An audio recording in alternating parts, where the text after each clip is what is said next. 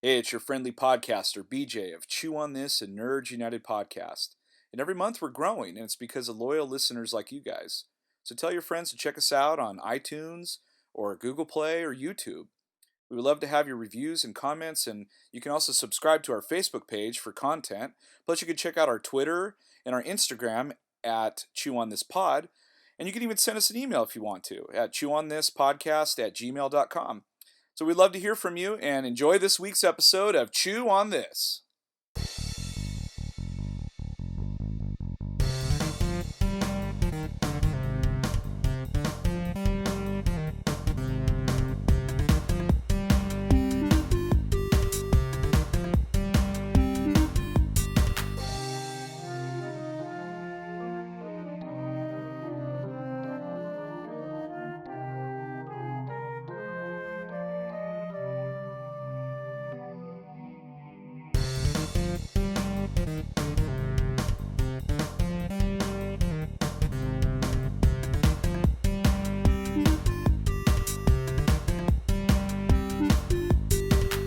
Welcome to episode 58 of Chew on This, a Nerds United podcast. I'm BJ.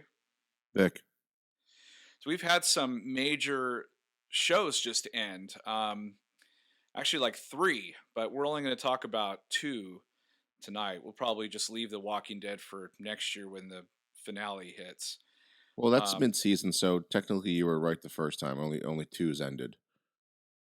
Mid-season well, finales don't count as ending, oh right? yeah, I guess you're right because Walking Dead just had a mid-season, but we're gonna talk about Ash versus Evil Dead season 2, and then go into Westworld. But So spoilers, major spoilers. yeah, we're gonna go into spoiler territory here. So I don't know about you, but like I was a huge fan of Evil Dead growing up, and season 1 was phenomenal last year, and I can't believe that season 2 is already over. But this season to me was like very unique compared to last year because there were a lot of episodes where they tried different things, like different genres and different put Ash through different scenarios that we're not used to seeing him in.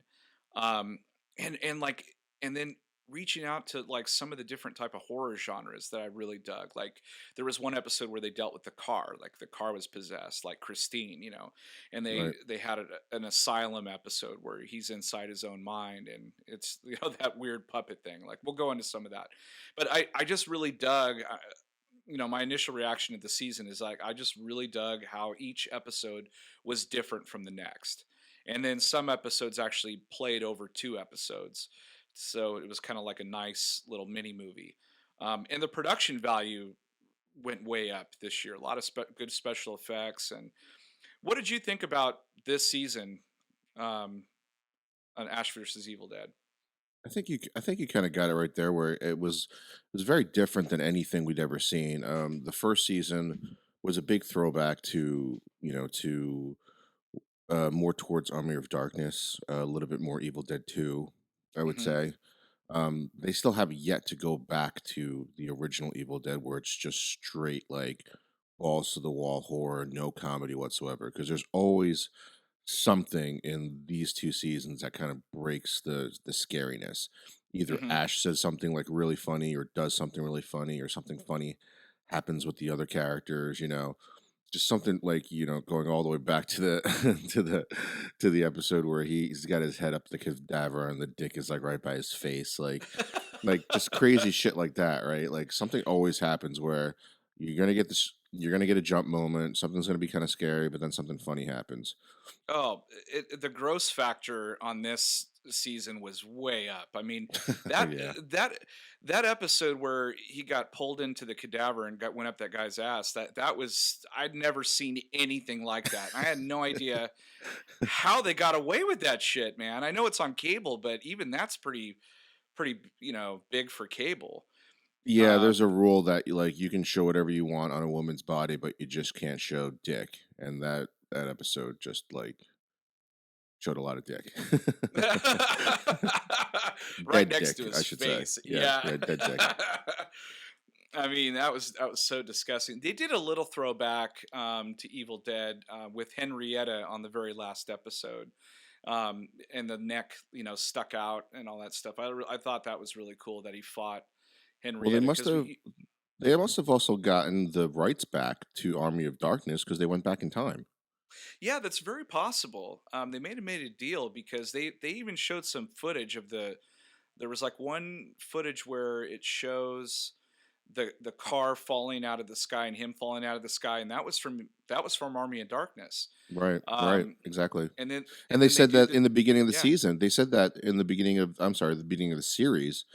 They Yeah, said that they can't ever mention the original place where he worked, and they can't do time travel because that was a completely different place, uh, right. a different company. So they must have gotten it back. I again did not do a great job researching something like that to talk about, but We can only it just assume, dawned on though. me. Well, it just dawned on me Yeah. that it actually happened because I just finished watching the season finale. Oh, you did? Okay, Yeah, cool.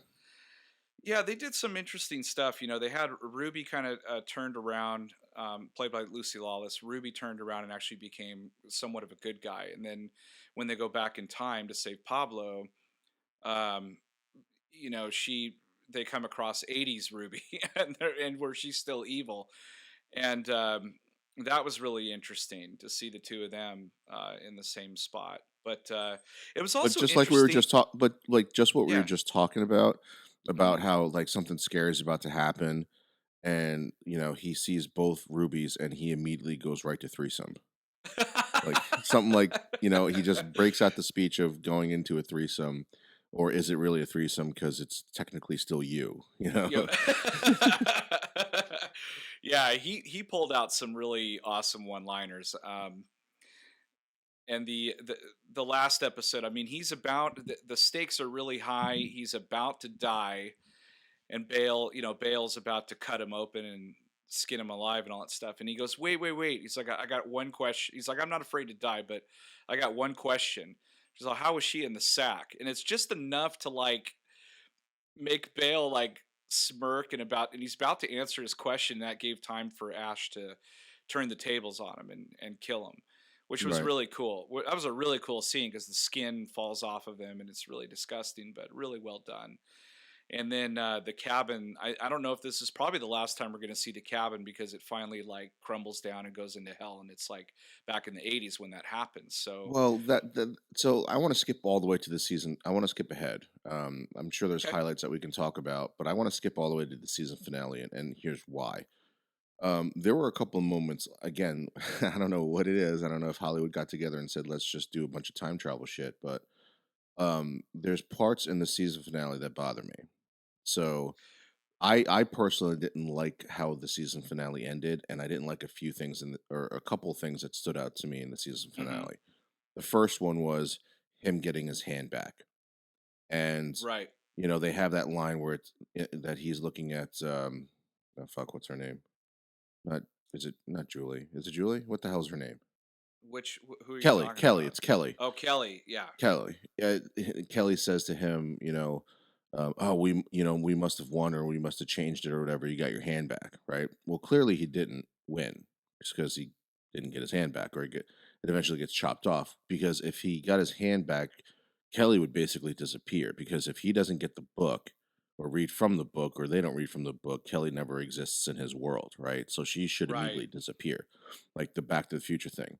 The next thing that bothered me is the ending because how did he get Back to the Future, or is that still the Yeah. 80s? Well, then I think it's Back to the Future. They never How though? explained. Well, I don't Because the know. book the book fell into hell.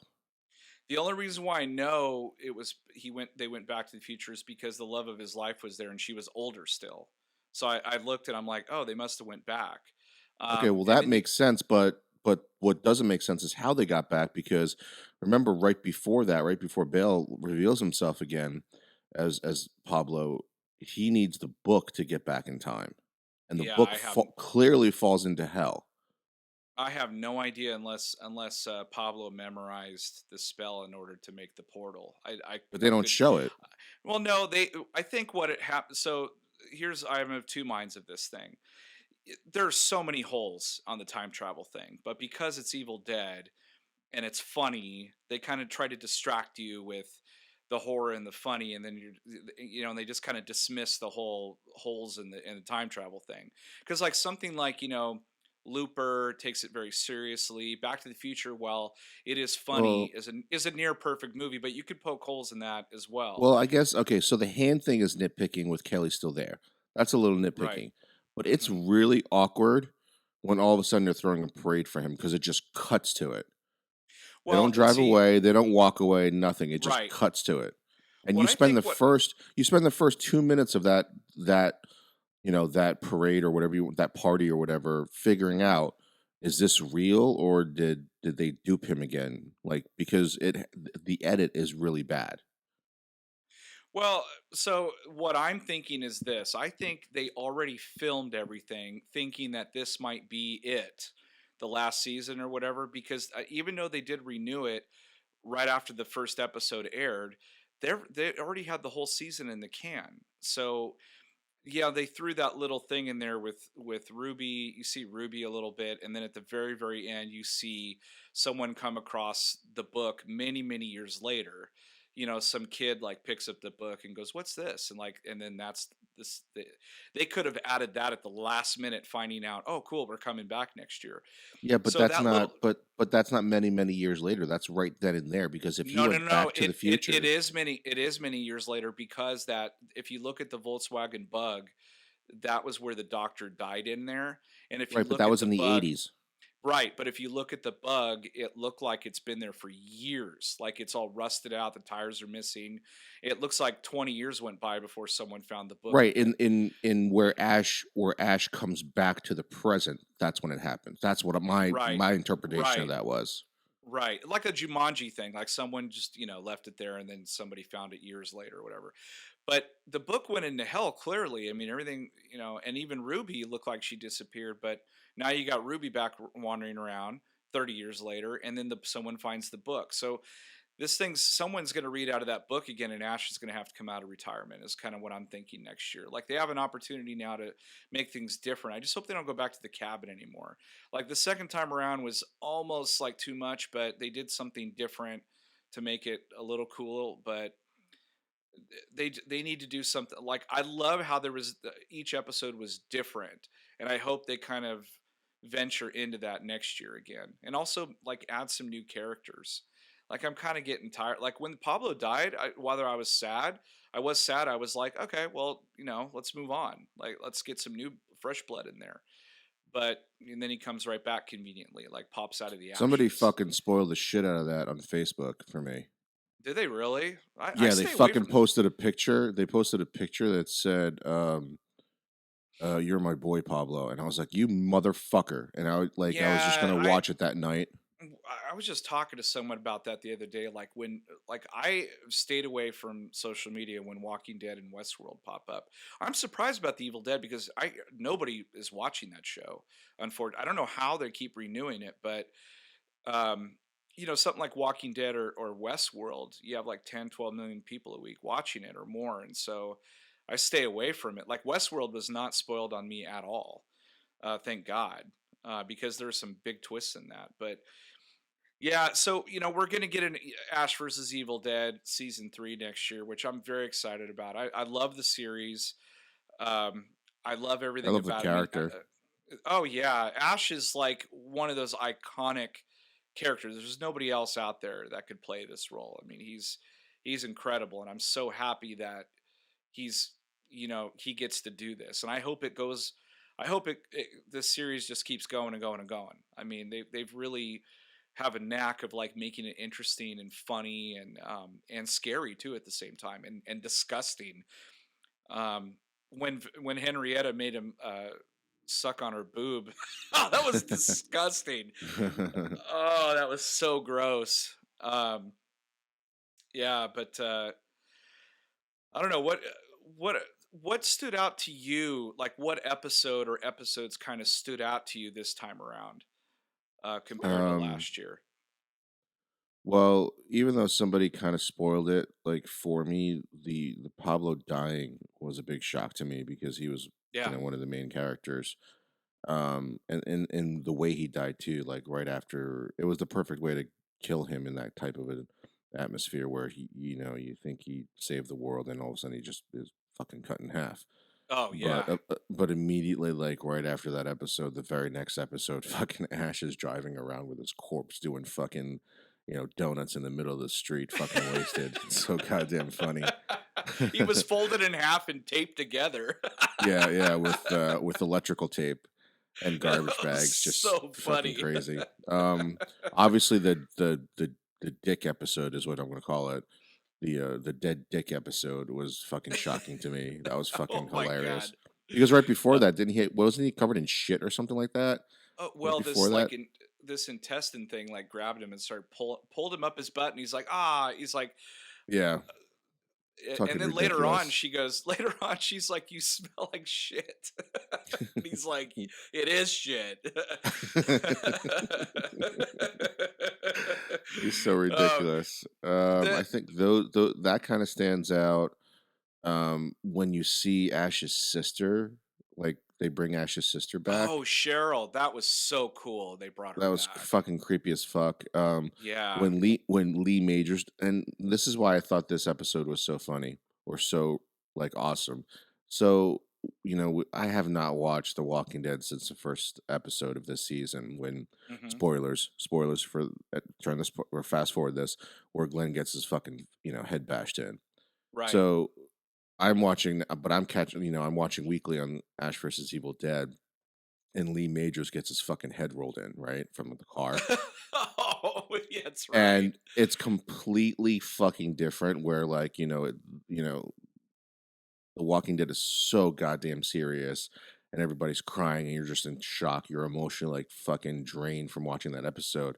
And then immediately right after that, the next episode starts with him like trying to fucking find his dad's eye, and like he's trying to put his dad's fucking face back together, and he's like, it's so ridiculous. No, what's messed up is that his dad was about to tell him something really important, and he gets Right. hit by the car, and then the car like rolls back over his head and then drives off. And he's like, "No, Dad, no!" He's like, "What were you gonna tell me?" He's trying to put his face back together. That was hysterical. And then like The same thing the happens at the end of finale, this. Yeah, yeah. yeah. The finale, like his dad comes back and he's like, "No, you're not my dad," and he starts like drowning him, and he's like, "I got something to tell you." He's like trying to tell him something important again, and then he kills him. And I was like, "You fucking idiots!" So that's something that's got to pop up next season. Maybe there's something that his dad knows that he doesn't. Like maybe he was meant to do this. But the other funny thing about Lee Majors was, or about the very end, was like he saw the Force Ghost. He saw his dad. Yeah, yeah. He saw That was straight Chet. out of like Return of the Jedi. Yeah, it was awesome. I was like, oh my god, that's awesome. It was like, wasn't it like Lee Majors? It was Chet, like it was played by Ted Raimi, and then was And it then his sister? some was it his sister? I can't remember. Maybe it was some. It would have been funnier if it was some random third person where he's like, It would have been who's funny if it that? was like it would have been funny if it was the chick he banged from the very first episode of the last season in the Yeah. bathroom that ends up being a deadite. Oh yeah. That would have been funny. But I laughed hysterically when I saw the Force Ghost. I was like, no, they didn't. That's too funny.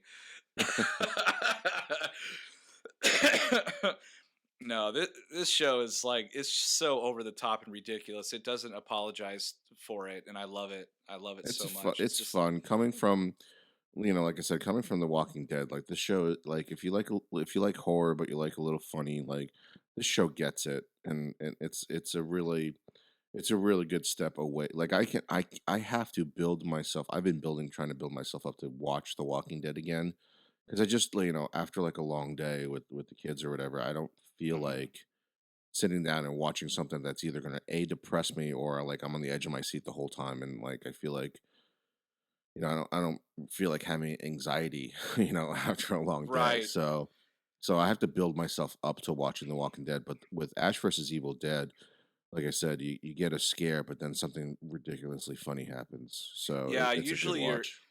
you're on the edge of your seat when you see something nasty about to happen Right. on that show. You start going like, "Oh no, they're not going to do that. Oh shit, they did it." You're like, "No, no way."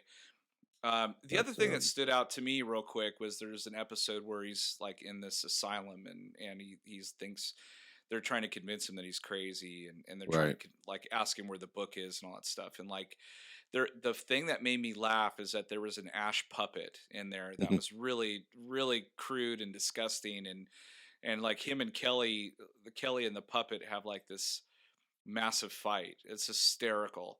That puppet was so funny. It's funny, but it also creeped me the fuck out Oh because like I yeah, knew that that little thing was going to puppet's come back to creepy. life. Not to Yes. mention that I'm surrounded all day by toys. So Yeah, like I said, it's just each episode was just different. I mean, they pulled like the horror episodes like where they were in the police station, when they were in the morgue. There's some pretty standard ones where they're stuck somewhere, and they got to get out, and it's really fucking creepy. Um, anytime they're in the cabin and in the basement and they're locked down there, that's fucking creepy to me. oh But yeah, the cabin always will creep me out. yeah, both times they were at the cabin was just totally messed up. But yeah, hats off to him, man. It was a good season. I'm looking forward to next year. Hopefully, we don't have to wait too long, but I'm really excited for that. So now on the flip side, you all caught up on Westworld? You finished it? Yeah, finished it, all ready to go. I know we're a week behind, but we wanted to wait for Ash versus Evil Dead to be done too, so we're a little How behind. fucking great is this show, man? I mean, How leave it to like HBO. Like if somebody told you the premise of the show, where would it be? I mean, you might think AMC, but you're like, it'll probably be HBO. yes.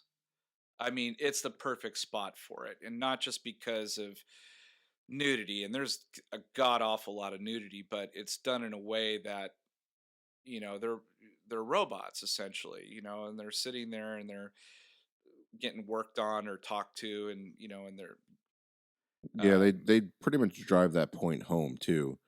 There's a part where one of the robots are or android, whatever you want to call it, are clothed doing like a testing or whatever, and the guy walks in and it's like, Jesus fucking Christ, what are you doing? They're not real. Like, why do you have her dressed? Like they make you understand that these aren't real people or try to make it, and it's interesting what they put them through. well, I think that's interesting. I think Bernard, um this is major spoiler territory, folks, if you haven't watched Westworld, and if you have, then you'll understand what's going on. But like, there's a guy in the series called Bernard, who's the technical director. He's the guy that like uploads the software and all that stuff and upgrades them and all that BS. But he every time that he interviews a host, they're clothed. But then anytime anyone else is you know talking to a host, they're naked. So there was there was a lot of interesting things that kind of pointed to the fact that one of the people that worked in the up in the lab was going to be a host. Like, I knew at some point either Ford or somebody was going to be a host, but the twist was is that there's a few twists in this show, but Bernard ends up being a host, or I don't even know if you want to call it that. Maybe, I guess he's a robot, but he's essentially Ford rebuilt Arnold, because Arnold was murdered by Dolores because Dolores was starting to feel and starting to like come alive essentially. But was he really murdered though? Like he programmed her to do that. Well, I think he did, and here's why.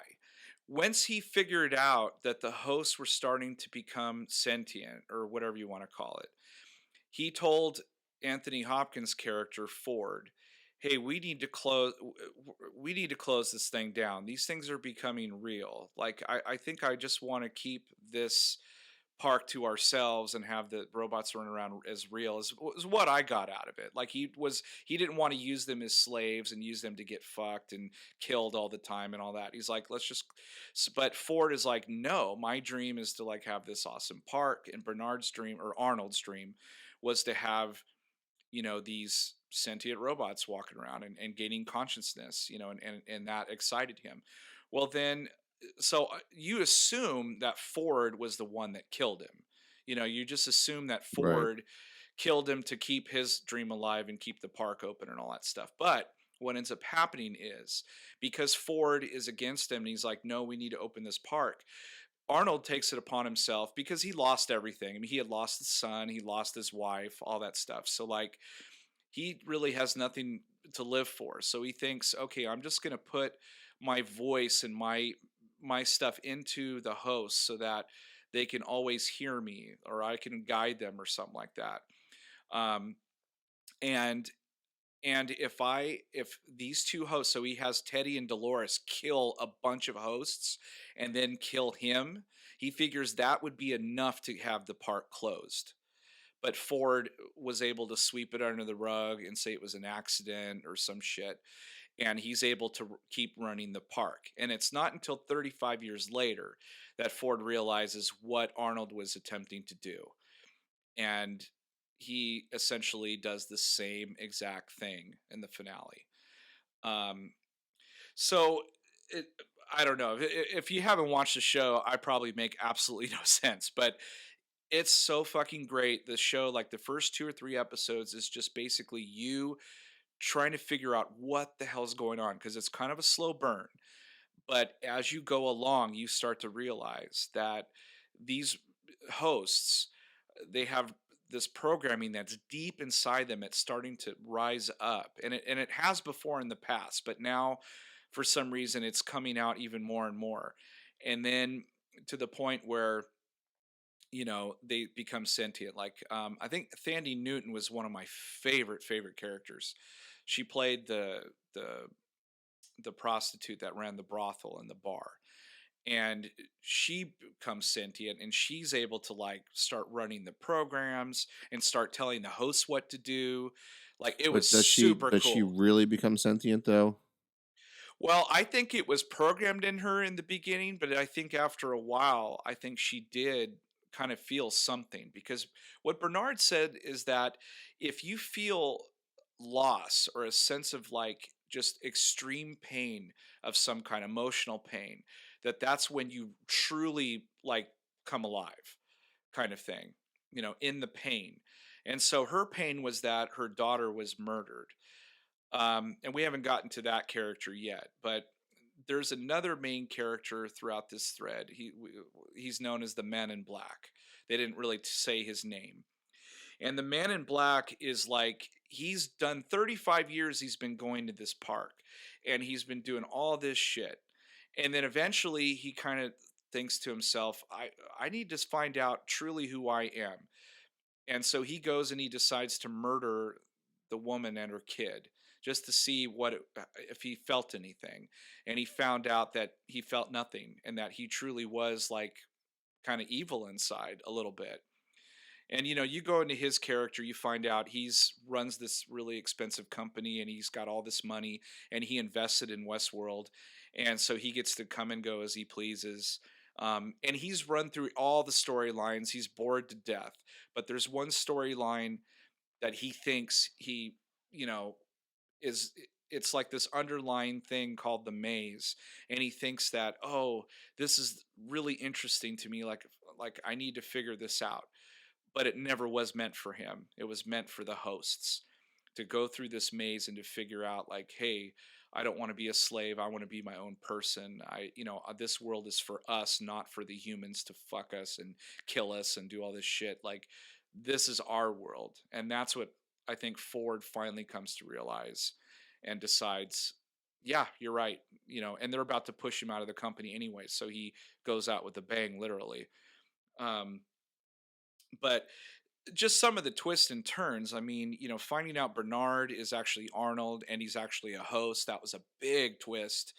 Finding out that there's two different timelines. There's a massive flashback, which you don't, if you weren't paying attention, you would know that there was a flashback because there was like a few episodes of these young guys running around with Dolores and going on a quest to find Wyatt and do all this stuff, and then it fast forwards to 35 years in the Man in Black, and you find out that William was the Man in Black this entire time, and that he always had a thing for Dolores, but she didn't recognize him anymore. And it's just what a cool twist, but I kind of saw that coming for a while. Like I thought the Man in Black was either William or Logan, the people that were going to become brothers. But yeah, so there was that. Man, there's this show is just really, really deep. And if you really pay attention, there's Easter eggs. Like I've watched the Westworld movie. It came out in 1973. It's a Michael Crichton, based on a Michael Crichton story. If you look, I think, really closely, there's a scene where they're underground and there's all these hosts that are decommissioned and they're just standing there. I think you see off to the right, like kind of blurry, but I think you see Yul Brenner's character from the movie Westworld. Because I think this is a prequel to that movie. That's what I figured out because I thought this was 35 years after what had happened in that movie. But I don't think we've seen what happens yet. I think it kind of leads up to that. Hmm. And I've never plus seen there's Westworld. oh, it's cheesy, but it's kind of cool. It's basically about the host becoming sentient and killing all the humans. So I thought that that's what happened 35 years ago. I thought that's why Arnold died, and then this is 35 years later. But it's not that at all. It's actually that event hasn't happened yet if they decide they want to go that route. So this is more like a prequel. Like now, the hosts are all running around. They've got minds of their own now, and there's hosts coming out of the woodworks, like all those Indians and all those creepy folks that live way deep in the West, in the world somewhere. Um, so I don't know. I've just been rambling. I could go on and on about this show. There's podcasts that talk hours about this show, and we're only talking 20 minutes. But it is this show is so deep. What are some give you a chance to talk? What are some like highlights for you in this show, or like performances wise? Like who was like your favorite characters, or what was your like favorite moment of the show? Wow, that's a lot. There's a lot of parts. I think the first episode really nailed it home right away, like Mm, how fucked up this place is. What ends up happening with Dolores in episode one, like just fucking crazy. mhm. Um, that stood out, of course. Then towards the things that a few things that you've already mentioned, like Bernard finding out that he's a host. Loved Newton's acting in this as the prostitute. Ed Harris, of Yes. course. Ed Harris, of course, is really good. Anthony Hopkins is great in this, which still I don't know how they got him in Transformers.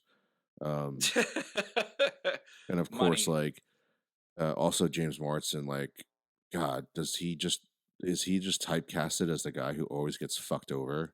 Because everything that I've Yes. basically seen him in, he's always gotten fucked over, like the X-Men movies, Superman Returns. I think he was in LA Enchanted. Was that him that was screwed over in that? Yes. Or Yep. um what's the other? Oh, that you find out that Westworld is just one park.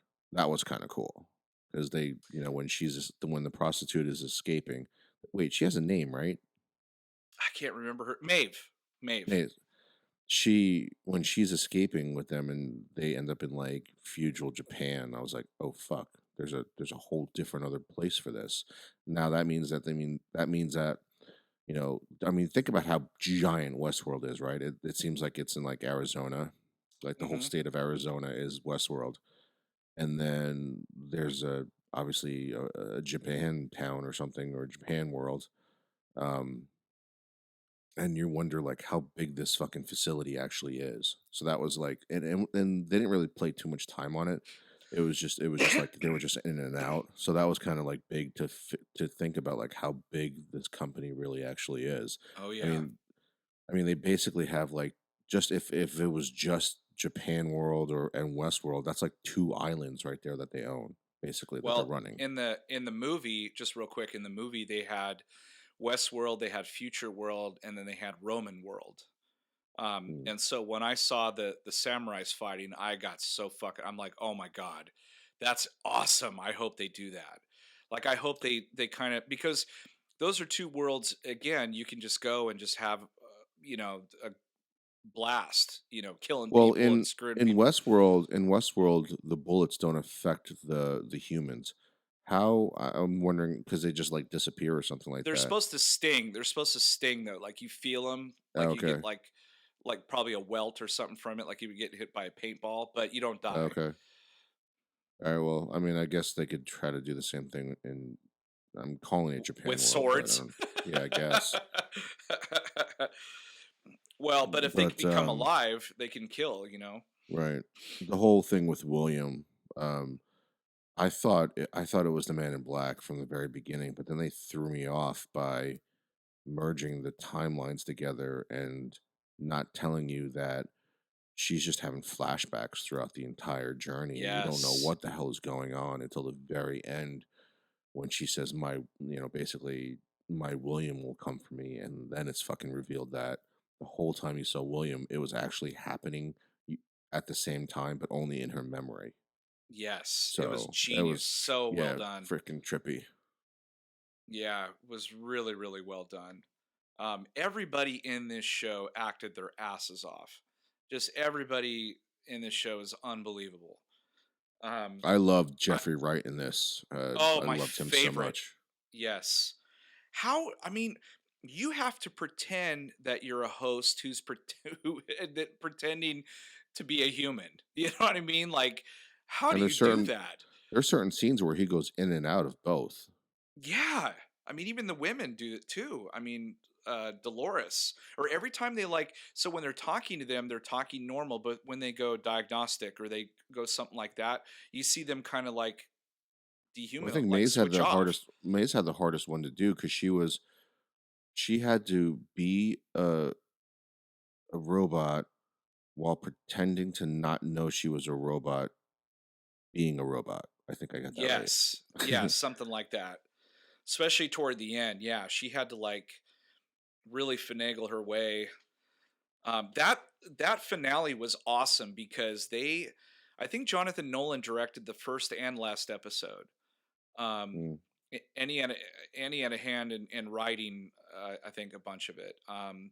But they did that ending was just phenomenal because they had like a shootout between the robots and the humans, and like that one girl, Armistice, I think her name is, and she has like a tattoo of a snake on the side, like her whole body. right. She was a total badass. And that other dude, I can't remember what his name is, but he had the scar on his face. He was a Hmm. badass. Um, what a cool scene that was. And Maeve actually escaped and got on the train, and she's about to leave, and then she has like that memory of her daughter, and she can't leave. She's like, I gotta go back for her. So I'm sure we'll be seeing her again. I was really disappointed in that though. I was kind of like hoping she'd take off. But But it was told Bernard told you that she was not going to leave. yeah, Basically, it was written in it was written in her program, even though she didn't want to she didn't want to admit believe it. that. And I'm Yeah. wondering if it was Ford that decided to do this quote unquote like revolt, so they thought that they were conscious just to keep them in Westworld. I that's possible.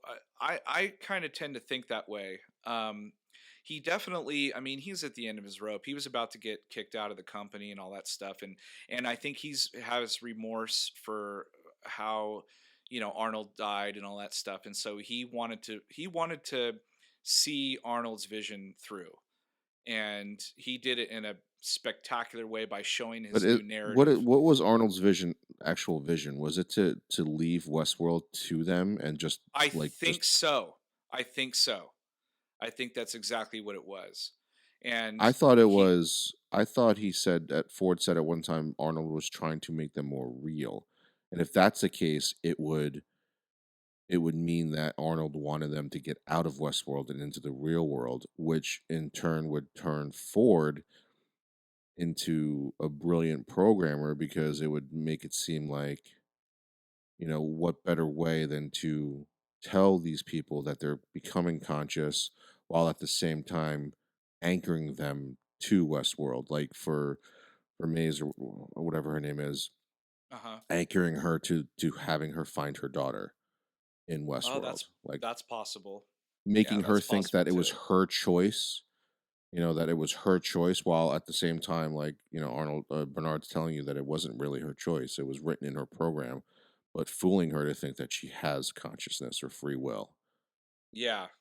That scene was kind of interesting because I remember her saying like, "No, I want to do this," and they're like, "Look, it's in your programming that you're trying to break out of here," you know, and and it wasn't in the programming for those other two to even be able to get on the elevator. Like the dude tried to get on the elevator and he was like stuck there, and she's like, Well, she "Sorry, did that apparently. yeah," she's like, "Sorry, this is where where your story ends," and he's like, "Okay."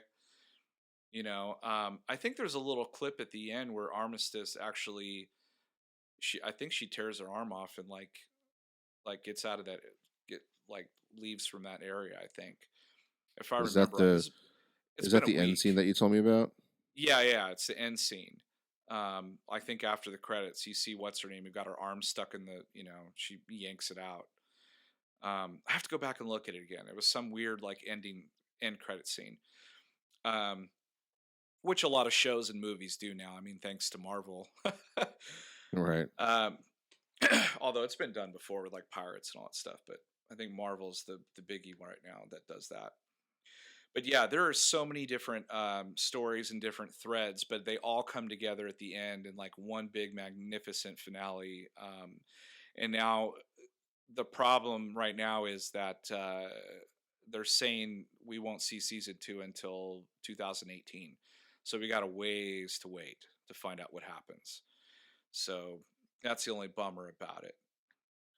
But yeah, what a show. I mean, totally. I mean, I've never seen anything like this. And they took an idea that was made 40 years ago and they made it better and they approached it differently from what that movie was about. And I think they've been trying to get this made for years. Um, I don't know what finally got him over that hump. I think maybe, telling the story from the viewpoint of the hosts. I think that was the way to get the show made or have it interesting. So no, I mean, hats off to him, man. It's awesome. I think it's a bad robot uh, production too. I think it's J.J. Abrams' production. Hmm. Um, so they're just cranking out really really good stories. But I mean, they were worried because HBO is worried because Game of Thrones is now there's an end date, and so they got to put something in there to kind of fill in those big shoes. And I didn't think, I mean, when I noticed that this was being introduced, I thought, oh, that's kind of cool. But shit, man, after I watched the first one or two episodes, I was like, oh, this is my new, obsession. This show is just it's so good. So well acted, so well written. Um 10 episodes like just flew by like it was nothing, but there's so much going on. And they did a really like usually shows don't do a great job with the finale or anything, but it was awesome. It was like a mini movie at the end. I think it was like an hour and a half, the last one. Yeah, a little bit But longer than the hour. yeah, super super good, man. Uh, gosh, I mean that's shoot, two That's it in a shows that nutshell. yeah, I mean pretty much. I mean two shows just ended, two fantastic shows. Walking Dead just ended mid season, but like we said, I don't know, like I don't know about you, but I think that show's kind of just been stale for me. But you haven't really watched any episodes yet. Um, No, I've had a it's hard a time going back to it since Glenn died. And not because Yeah, of Glenn, not because Glenn died. I think it's because like it's like the epic like there's no end in sight. I think the well, problem is for me. Like I, every I'm not. like I mean, you can't get Yeah, much more of a major character than Glenn, right? He's basically one of the core people other than Rick and Carl, right? hmm So it just feels like, what am I waiting for? Like, am I waiting for them to actually like survive this, or am I just waiting for the next death? That's what it feels like. I'm just waiting for the next main character to well, die, and to me, that's not very fun. And I've read the no, comic book, so I know who dies next. yeah. The two problems though that I found, even though I knew he was going to die, two of the problems that I found were this: one, they faked his death way too many times, and they Yeah, they did a lot of foreshadowing, which usually for characters they'll do something one time and then kind of keep it out of your mind, and then they die and you're like, oh shit, like I saw that coming a long time ago. But with Glenn, they just kept doing this stuff over and over again to the point where like, just fucking kill him already. Like, this is dumb, and so, and then the second problem was they waited. I really think now that I've watched the whole season, I think they did it a disservice by showing Glenn's death in the first episode and not in the last episode of last year. I know that they're for ratings. Are like, oh, we want everyone around the water cooler to figure out who died, blah blah blah. I think that was a bad move. Now that I've seen the whole season, I've made up my mind. That was a bad move because nothing. Number one, nothing comes comes even close to that moment. The rest of the season, even though there's some tension, nothing comes close to that first episode. I think it would have been better suited to do it at the end of the last year, and then that would have got people back to find out what's going to happen. But you know, for me, Glenn is he's his story ran out, and now that he's gone, spoilers, Maggie can really shine now because there's stuff that happens with her that's Right. really important, and it wouldn't have happened if Glenn didn't die. Well, I mean, that's how it So is in the comic books. So yeah, but they're going that way. You haven't watched the show, but they're going that direction. That happens in the comics. And but anyway, I think they've been talking about how they've been losing viewership, and I know why. It's one is what you said. It's just more of the same shit. Like, oh, there's a new threat. We got to like deal with this. Then once they kill that guy off, there's another threat. there's just And no hope in that show. There's like no end to, you know, it's like one depressing sitcom where it's not funny. There's no hope and well, there's no end in sight. Like all it is you just try and survive each day. and they've spent so much time in Alexandria, and even the comics, they're still there. So like they need something fresh, and they tried something different this season. There's one episode where they did something completely different, but I think for me it still fell really short, and I don't know. And Fear the Walking Dead to me is a very like boring show. I don't care about a single character on that show, and that's unfortunate. But I really don't. I Well, watched like yeah, I couldn't watch anymore this year. It was just maybe so boring. maybe we'll review the season finale of The Walking Dead, but if I had to say right now, probably not. I don't know when I'm going to watch it again, but We've already anyway. talked 10 minutes about it for no reason. Yeah, all right, we should probably end it now, considering this Yeah, is basically supposed to be Ash versus Evil Dead in Westworld. yeah, but anyway, so Ash versus Evil Dead season 2, way, 5 chainsaws, million chainsaws, fantastic. Westworld, same thing for me. 5 chainsaws, way up. It's a Yeah, 5 and fantastic 5. show. 5 and 5 for Yeah, me too. lot of diversity in Westworld. I know we're not usually do diversity in TV shows, but Westworld had a lot of diversity. Not so much in Ash versus Evil Dead, I don't think. Maybe a little bit, but not really. Not really. But both awesome shows, both complete polar opposite shows, but both awesome in their own rights. Um, anything you want to add? No, I think that's it. Just really stay tuned. Next week it's going to be Rogue One and a really gigantic announcement for us. Yes, we're just full of announcements. I'm excited to drop this though. This is they just announcements just keep getting bigger and bigger, which is way Yeah, cool. next week is going to So be pretty big, bigger than we've ever had. yeah, it's very true. We could have a big episode for sure. But yeah, but in the meantime, that was episode 58 of Chew on This, a Nerds United podcast. I'm BJ.